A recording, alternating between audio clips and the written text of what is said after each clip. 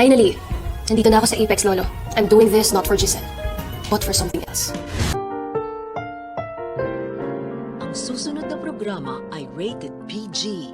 Ito ay nangangailangan ng patnubay at gabay ng magulang para sa mga batang manonood.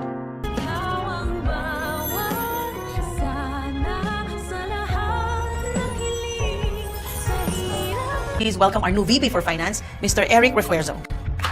May isang malaking announcement itong si Giselle sa lahat ng mga taga-Apex kaya naman magpapatawag siya ng isang meeting. Ipapakilala niya na kasi sa lahat ang bagong Vice President for Finance at ito may si Eric na tatay ni Justin. Talaga nga naman para makasama niya lamang si Justin ay pinagkatiwalaan niya agad. Itong si Eric na naaamoy ko na parang merong masamang balak dahil talagang pinuntriyan niya pa ang posisyon na may kinalaman sa pera. Hindi kaya isang scammer itong si Eric?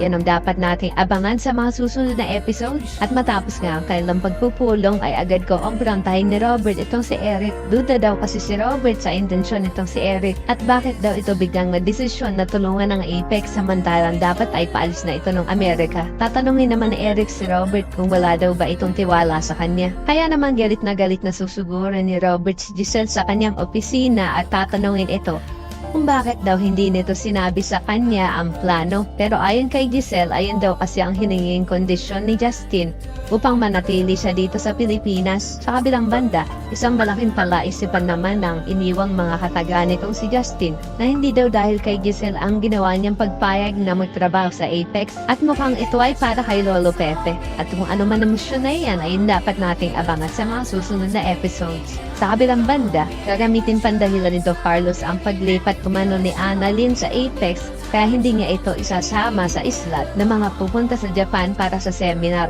Kaya naman maglalabsang sa ng loob itong si Annalyn kay Harry na napaka-unfair naman daw yata ni Doc Carlos sa kanya.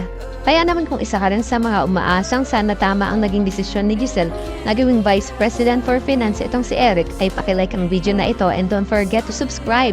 Thanks for watching and see you next time. Bye-bye!